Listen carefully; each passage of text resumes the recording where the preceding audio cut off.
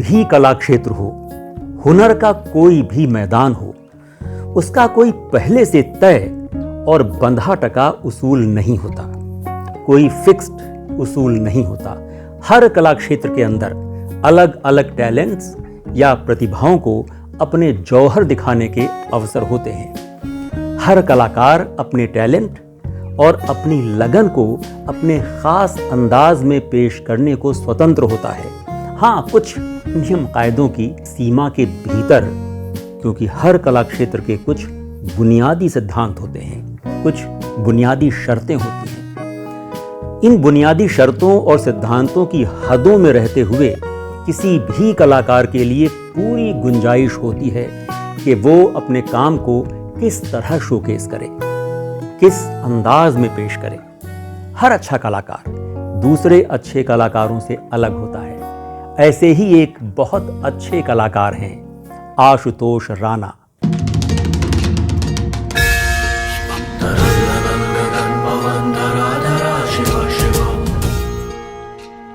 लेकिन एक बात और है जो उनको दूसरे कलाकारों से अलग करती है, और वो है उनकी फिल्मी पर्दे से बाहर की शख्सियत, उनकी दूसरी खूबियां।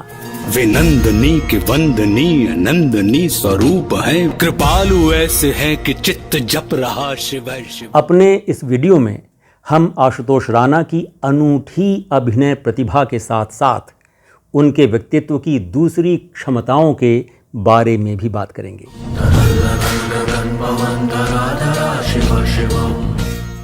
हमारे चैनल यादें नई पुरानी में आपका स्वागत है, और आपसे निवेदन है कि हमारे चैनल को सब्सक्राइब कीजिए।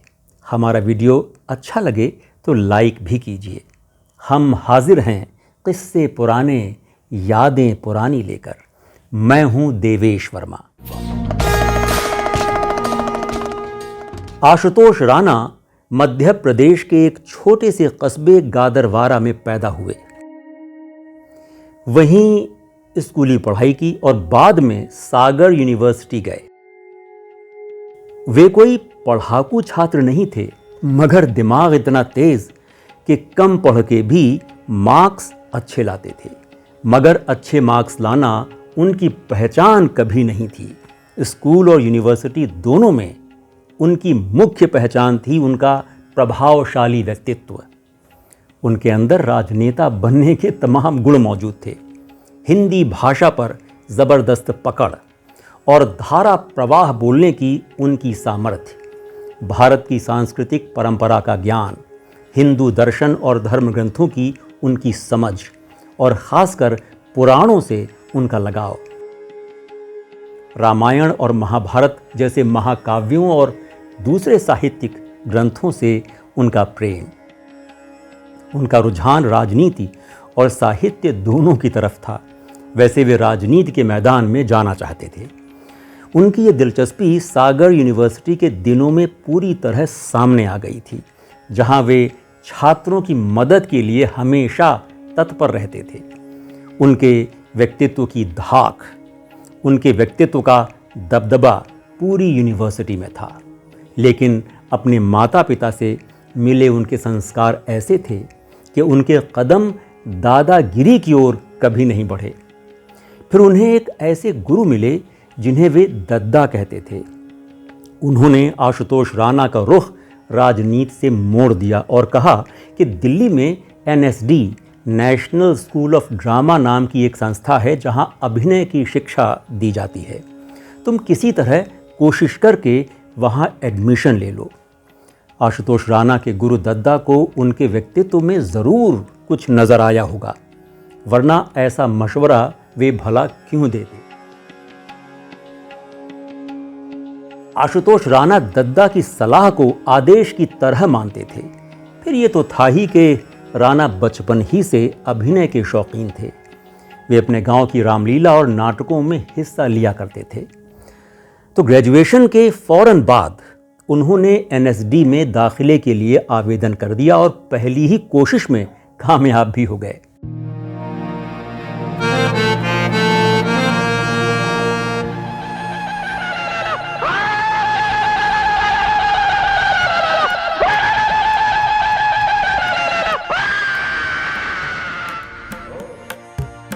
एनएसडी में उन्हें अपने टैलेंट को निखारने का पूरा अवसर मिला।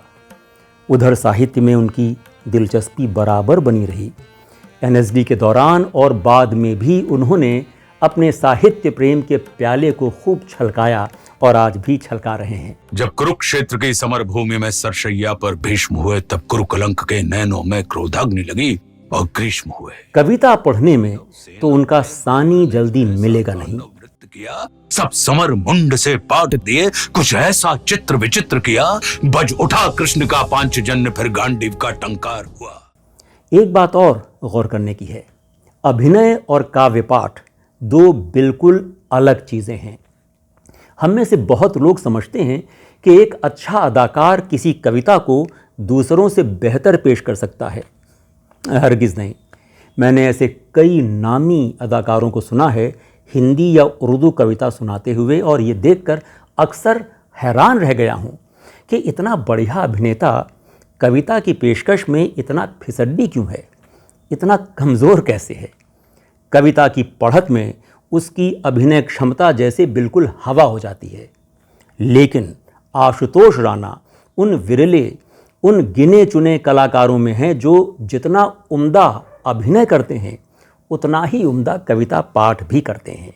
वो इसलिए कि शब्दों का उनका फ्लॉलेस या बेदाग उच्चारण, और फिर चाहे कविता छंद यानी मीटर में बंधी हो या उससे मुक्त हो, आशुतोष राणा उसे जिस रवानी और प्रभावी तरीके से पेश करते हैं उसका जवाब नहीं। यहाँ मैं गुलजार के मशहूर सीरियल गालिब के हवाले से अपना एक अनुभव साझा करना चाहूँगा। ये सीरियल जब दूरदर्शन पर दिखाया जा रहा था तब मैं दिल्ली की एक यूनिवर्सिटी में पढ़ रहा था और वहीं हॉस्टल में रहता था। उस समय हर हॉस्टल की मेस के ऊपर एक बड़े कमरे में टीवी देखने की व्यवस्था होती थी। हर हफ्ते मैं और मेरे कुछ दोस्त बड़े भक्ति भाव से गुलजार का सीरियल गालिब देखने वहाँ पहुँच जाते थे। जाहिर है ये एक बहुत बढ़िया सीरियल था, कम से कम उस समय तो ये बहुत ही अच्छा लगा था। गालिब के रोल में नसीरुद्दीन शाह ने भी बड़ा प्रभावित किया था। मगर कुछ बरस बाद जब इसे दोबारा देखा तो लगा कि महाकवि गालिब के शेर जिस तरह की पढ़त का तकाजा करते हैं वैसी पढ़त नसीरुद्दीन शाह के बस की बात नहीं। उस वक्त तो मन और खट्टा हो गया जब उन्होंने एक मज़ेदार शेर में एक शब्द ही गलत बोल दिया। याद रहे कि नसीर इस सीरियल में गालिब के किरदार में हैं, यानी वो जो भी और जैसे भी पेश कर रहे हैं वो गालिब खुद पेश कर रहे हैं, और गालिब अपना शेर गलत पढ़ें इसकी कल्पना भी नहीं की जा सकती। गालिब का ये शेर कुछ यूँ था, बना है शह का मुसाहिब फिरे है इतराता, वगरना शहर में गालिब की आबरू क्या है। और नसीरुद्दीन शाह ने इस शेर में जो शह है उसको शाह बोला, बना है शाह का मुसाहिब। इन दोनों का अर्थ एक ही है, शाह या शह यानी बादशाह।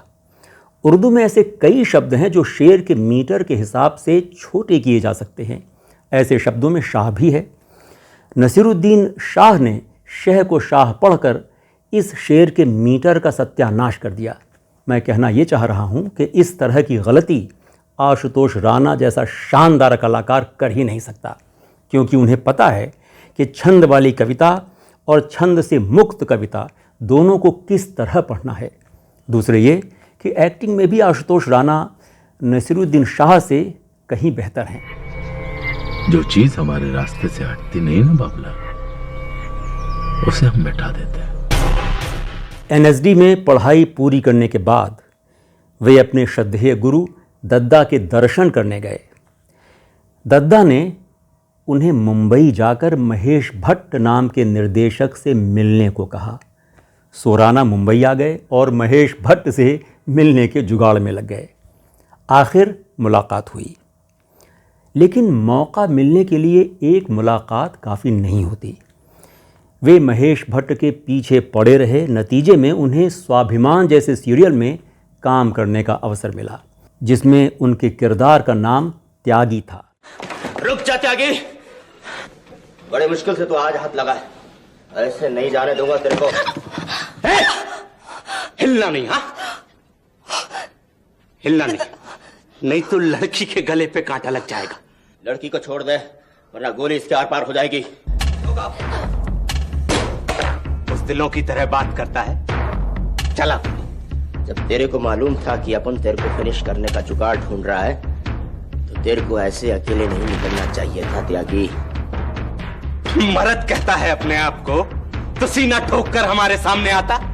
ये का लुगाइयों की तरह हमको अकेला निहत्था जानकर घेर लिया तुम। ये किरदार काफ़ी लोकप्रिय भी हुआ। स्वाभिमान का प्रसारण दूरदर्शन पर हुआ था 1995 में। हाँ, महेश भट्ट आशुतोष राणा की तारीफ बहुत करते थे पर रोल छोटे ही देते थे। जैसे 1997 में आई फिल्म तमन्ना में राणा का रोल महज 3 सीन्स का था, किंतु उन्होंने कभी शिकायत नहीं की। वैसे वे रोल हमेशा बड़ा मांगते थे पर मिलता उन्हें छोटा ही था। फिर एक बार जब उन्होंने विलन के रोल की मांग की तो भट्ट साहब ने कहा, तुम विलन के लायक नहीं हो।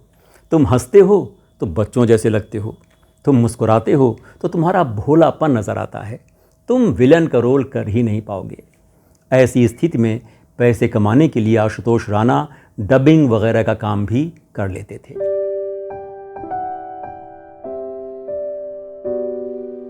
और कोई भी छोटा मोटा रोल करने में वे ज़रा भी नहीं हिचकते थे। एक टीवी सीरियल में उन्हें सिर्फ 1 सीन का रोल मिला। इसमें उनका कोई नाम नहीं था। एक आदमी आता है, हीरो उसे थप्पड़ मारता है, वो गिर पड़ता है और फिर 4 लाइनें बोलता है। बस इतना ही रोल था। मगर जब आशुतोष राणा ने वे 4 लाइनें बोली तो अचानक डायरेक्टर उनके पास आए और कहा, तुम कहाँ के हो? वे राणा से उनके बारे में पूछते रहे। जब राणा बताते हैं तो डायरेक्टर उनसे कहते हैं, आई एम सो सॉरी, मुझे पता नहीं था, मैंने आपका मिसयूज़ किया। आशुतोष राणा ने फिर 2-3 फिल्मों में काम किया पर वे चली नहीं और फिर उनको मिली एक ऐसी फिल्म जिसने आशुतोष राणा को यकायक ऐसे मकाम पर पहुंचा दिया कि जहां देखो लोग उनके बारे में बात कर रहे हैं, उनके किरदार के बारे में चर्चा हो रही है। टेलीग्राम, टाइम,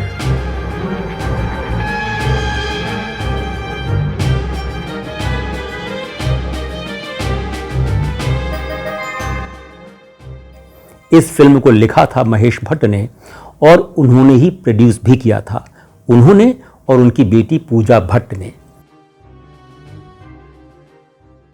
इसकी निर्देशक थी तनुजा चंद्रा। महेश भट्ट, जो आशुतोष राणा को पहले विलन का रोल करने के लायक ही नहीं समझते थे, उसी आशुतोष राणा ने इस फिल्म में विलन का रोल निभाया। एक ऐसे विलन का जो इसका सेंट्रल कैरेक्टर है। पूरी फिल्म ही राणा के किरदार के इर्द गिर्द घूमती है। इसमें उन्हें बेस्ट विलन या सर्वश्रेष्ठ खलनायक का फिल्म फेयर अवार्ड भी मिला। ये फिल्म थी 1998 में आई दुश्मन।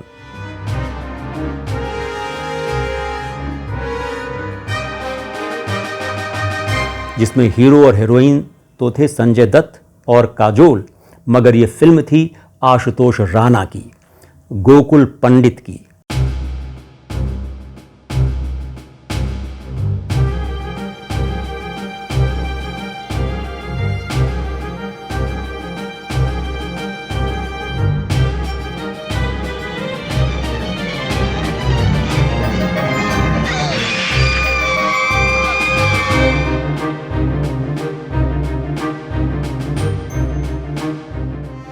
फिर उसी बरस यानी 1998 में ही एक बेहद कामयाब फिल्म आई गुलाम, जिसमें आशुतोष राणा स्पेशल अपीयरेंस में हैं, अतिथि कलाकार हैं।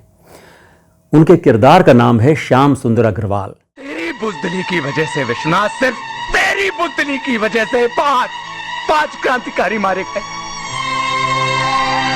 ये जो दोस्तों की जिंदगी का सौदा करके तू जो जिंदगी जी रहा है ना, आज मैं उस जिंदगी पे थूकने आया। भगोड़े साले कायर। अतिथि कलाकार का मतलब ही है कि आप उन एक्टर्स में हैं जिनकी थोड़ी सी झलक भी फिल्म को आगे बढ़ाने में मदद करती है। फिर उसी साल आई जख्म, जिसमें राणा के चरित्र का नाम है सुबोध मालगांवकर। अजय जी, आप क्यों अपने माँ बाप की गलतियों का तमगा अपने सीने पे लगा के घूमना चाहते हैं?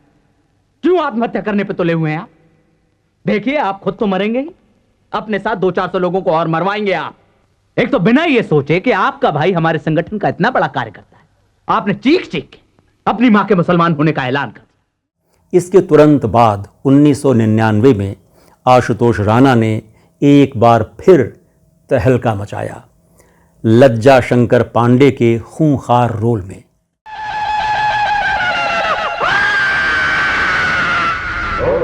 फिल्म थी संघर्ष। लज्जा शंकर पांडे, दहशत का दूसरा नाम, आतंक की हाहाकारी तस्वीर।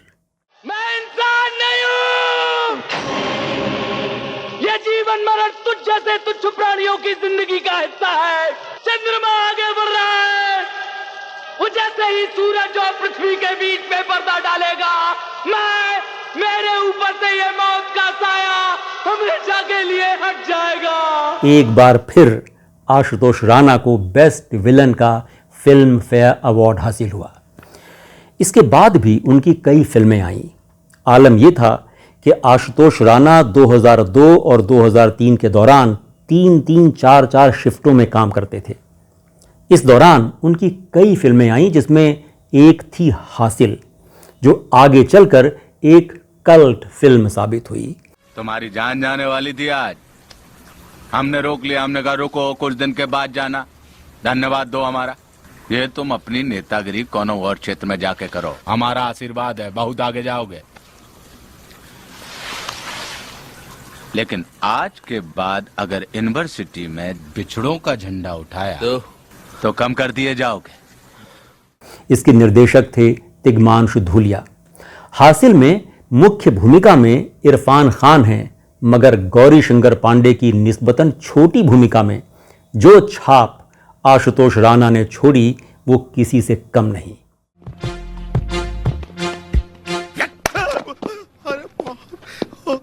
सुना है निशानेबाजी का कंपटीशन चल रहा था वहाँ? कहाँ भैया, एक फायर तो किए थे बस। हम कहाँ कहे थे फोन पे? गोली चलाने को मना किया था ना हम। फिर अचानक एक लंबा वक्त ऐसा आया, एक लंबा अंतराल, 10-12 बरस का अंतराल, जिसमें लगा कि आशुतोष राणा जैसे गायब ही हो गए हैं। लोगों ने कहना शुरू कर दिया कि निपट गए राणा। ये वक्त बहुत कठिन था। उन्होंने क्षेत्रीय भाषाओं का रुख किया और तमिल, तेलुगु, कन्नड़, मराठी, बंगला, हरियाणवी की कितनी ही फिल्मों में काम किया। इस बीच उनकी हिंदी फिल्में भी आती रहीं, लेकिन उनको ठीक से दोबारा नोटिस किया गया 2012 में फिल्म जिला गाजियाबाद में। 2014 में हम्टी शर्मा की दुल्हनिया और अब तक 56 में। बीच में और फिल्में आईं। फिर 2018 में आई फिल्म मुल्क में उनके किरदार संतोष आनंद और सिम्बा में नित्यानंद मोहिले ने लोगों का ध्यान खींचा। इस बीच उनकी फिल्में आती रहीं। शाहरुख खान की फिल्म पठान में कर्नल सुनील लूथरा का रोल अदा किया। और भी कई फिल्में हैं।